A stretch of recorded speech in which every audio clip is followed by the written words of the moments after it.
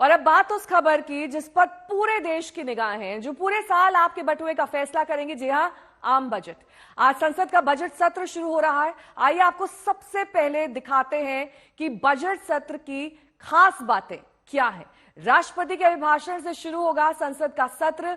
Budget सत्र से दो हिस्से होंगे। पहला हिस्सा आज से 13 फरवरी तक चलेगा, फिर अवकाश के बाद 13 मार्च से 6 अप्रैल तक बजट सत्र का दूसरा हिस्सा चलेगा। लेकिन अभिभाषण के साथ ही इसकी शुरुआत होगी, सर्वे पेश किया जाएगा, कलाम बजट पेश होगा और राष्ट्रपति का अभिभाषण जिसके साथ शुरुआत की जाती है। सरकार 36 बिल लाने की तैयारी कर रही है। कुल 27 बैठकें प्रस्तावित हैं। तो एक तरीके से अगर यह माना जाए कि संसद की व्यवस्था अगर सुचारू रूप से चलती है तो इसी तरीके से यह पूरा सत्र चल सकेगा। 13 मार्च से 6 अप्रैल तक दूसरा हिस्सा आज पेश होना है, जो आर्थिक सर्वे यानी कि इकोनॉमिक सर्वे, और उसके बाद कैसे इसे लेकर कल सर्वदलीय बैठक हुई। बैठक में 27 पार्टियों के 37 नेता शामिल हुए।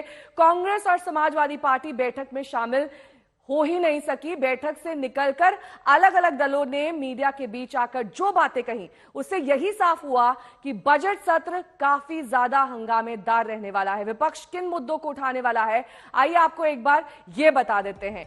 तो अडानी समूह पर हिंडनबर्ग रिपोर्ट को लेकर बवाल मच सकता है इस सत्र में, क्योंकि यह मुद्दा छाया हुआ है। पीएम मोदी पर बीबीसी डॉक्यूमेंट्री जिसको लेकर बैन लगाया गया था, तमाम संस्थाओं में इसका स्क्रीनिंग हुआ, इसको लेकर भी विपक्ष मुद्दा उठा सकता है। विपक्ष शासित राज्यों में राज्यपालों की क्या भूमिका रहने वाली है, यह भी साफ हो जाएगा। और जातिगत जनगणना, इसका मुद्दा भी उठाया जा सकता है। चीन से सीमा विवाद जिसको लेकर लगातार विपक्ष हमलावर रहता है। ये कहा जाता है कि भारत का एक ऐसा हिस्सा है जो चीन के अधिग्रहण में आता है। महिला आरक्षण बिल, लगातार इस बिल को लाने की मांग विपक्ष करता रहा है। ये एक अहम मुद्दा है। केंद्र राज्य के बीच राजस्व बंटवारा विवाद, यानी कि कितना पैसा केंद्र के खाते में जाए, कितना राज्य के खाते में जाए, इसको लेकर भी सवाल उठाए जा सकते हैं।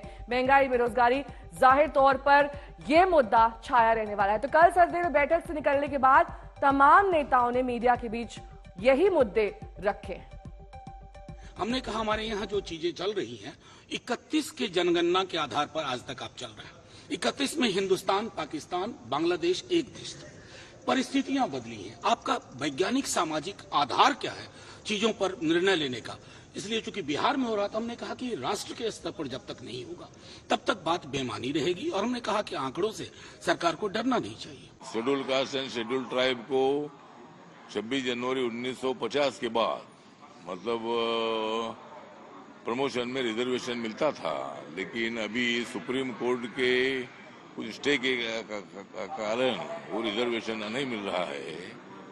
तो इसीलिए केंद्र सरकार ने इसका कानून बनाना चाहिए। एससी एसटी को प्रमोशन में रिजर्वेशन देने का कानून बनाना चाहिए। एक मुद्दा मैंने रखा। बंगाल के 1 लाख करोड़ों से भी ज्यादा, करीब 1,20-25 हजार करोड़ रुपया दिल्ली से लेने के लिए, वो हमारे डिमांड नहीं, वो हमारे हक थे। We get it. मुख्यमंत्री जो चिट्ठी लिखा, वो चिट्ठी प्राइम मिनिस्टर के पास 2-3 बार दफे गए, बट कोई जवाब नहीं मिलते। तो बंगाल को प्रति जो वंचना होते हैं, इसको रोकना चाहिए। वो सबके जो मुद्दे हैं हमने भी वही रखे हैं। हमने उनको बैक किया इस बारे में कि पार्लियामेंट चलनी चाहिए और जो इश्यूज हैं उनकी तरफ ध्यान देना चाहिए। खासकर किसानों का इशू जो है अभी भी है, अनएम्प्लॉयमेंट का इशू है, महंगाई का इशू है। फिर उन्होंने उठाया ये भी कि चीन के साथ जो हमारा है रहा है उसके बारे में बताइए। और यही जो मुद्दे उठाए गए मुल्क के बेहतरी के लिए, उसमें हम भी शामिल हो गए। ऐसे बहुत मांग किए हैं, सब मांग के लिए चर्चा होंगे और सरकार जो कुछ भी उनका मांग है हम चर्चा करेंगे, चर्चा करके निर्णय करेंगे। सर, हिंडनबर्ग की जो रिपोर्ट आई है अडानी के खिलाफ, उस पर भी नहीं, बहुत चर्चा उन्होंने मांगा है, लेकिन सब चर्चा रूल्स एंड प्रोसीजर के आधार पर हम चर्चा जब आता है हम करेंगे।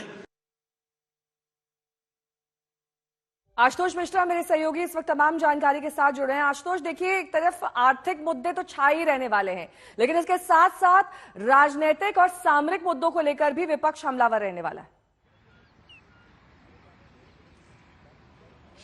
तेवर पहले ही नेहा दिखा दिए थे रीजनल पार्टियों में, चाहे वो ऑल पार्टी बैठक हो या उसके पहले पिछले एक सप्ताह में सोशल मीडिया पर कांग्रेस से लेकर के तमाम स्थानीय रीजनल क्षेत्रीय जो दल हैं। तो इसका एक तो है कि आज आप पहली उसकी जो झलक देखेंगे वो ये कि जब बीआरएस और आम आदमी पार्टी जो है राष्ट्रपति के जो संबोधन है उसका बहिष्कार करेगी, वो उसमें शामिल नहीं होंगे। अभी थोड़ी देर पहले मेरी शिवसेना सांसद प्रियंका चतुर्वेदी से बात हुई है, वो कह रहे देखिए फेडरल स्ट्रक्चर से लेकर के चीन का मसला हो, कश्मीरी पंडितों का मसला हो, हिडन्सबर्ग की जो रिपोर्ट है और खासकर बीबीसी की डॉक्यूमेंट्री बैन, ये तमाम सारे वो मुद्दे हैं जिस पर वो सरकार से चर्चा चाहेंगी। और ये विपक्ष भी मान के चल रहा है कि ये सत्र भी पूरी तरह से हंगामेदार रहने वाला है। हालांकि सरकार की ओर से आपने सुना कि जो भी सब सब्जेक्ट होंगे, जो विषय चुने जाएंगे वो नियमों के तहत चुने जाएंगे। तो पूरी संभावना है कि उन्हीं नियमों को लेकर के कि किन मुद्दों को चर्चा के लिए अनुमति मिलती है या नहीं मिलती है, उसी को लेकर के पिछला सत्र भी हंगामेदार रहा और यहाँ पर भी लगभग वही रुख हमें देखने को मिलेगा। विपक्ष कहेगा कि सरकार चर्चा के लिए जिम्मेदार है, वो बहुत बहुत करवाए। शुक्रिया आशुतोष इस तमाम जानकारी के लिए आपका।